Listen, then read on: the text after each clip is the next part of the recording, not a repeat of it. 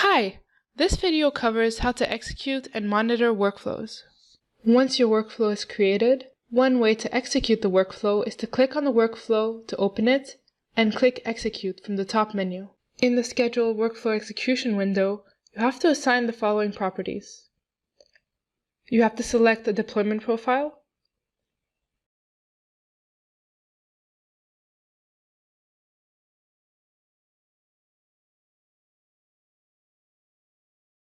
a deployment package,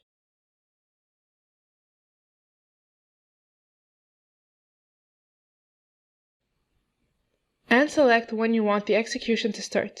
You can either start it right away, at a scheduled time, or you can schedule it in a queue. You can then select whether you want components to be overwritten or skipped if they already exist. To start the execution of the workflow, click Execute. Then, to view the workflow's execution progress, click on the most recent execution under the Recent Execution section. Then click on Monitor Workflow to view the progress of workflow execution. Monitor Workflow displays the status of each component within the workflow. As you can see, the first component of the workflow is blocked, and the other components are waiting for the first component to finish. There are a number of places where you can look to find any errors in the execution. The first is to look at the Messages window. If you look at the most recent entry in the Messages window, you can see that there is an error in the prompt set of the find object and that value is required. Another place to look for more information is in the Details tab. This Details tab can be seen for any object at any workflow layer.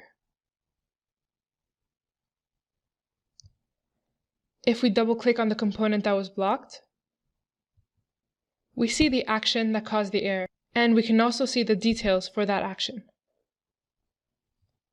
Here you can see the job status and a message explaining the error. Now that we know where our error is, we're going to go back and fix it. When a workflow is blocked or incomplete, it is important to make sure to deactivate the workflow so that there are no background processes running and we're clearing any unnecessary execution. To do this, you first have to cancel recursive. Then deactivate. Now we can go back to the Process Assembly tab and fix the error that we had.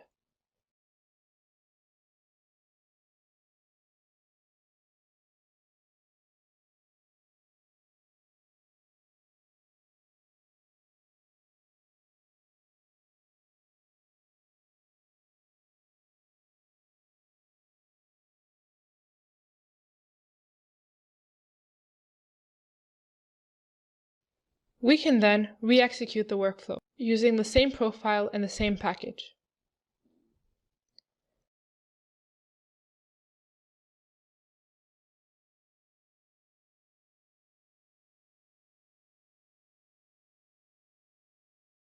You can now see that the component is green, which means that it is running.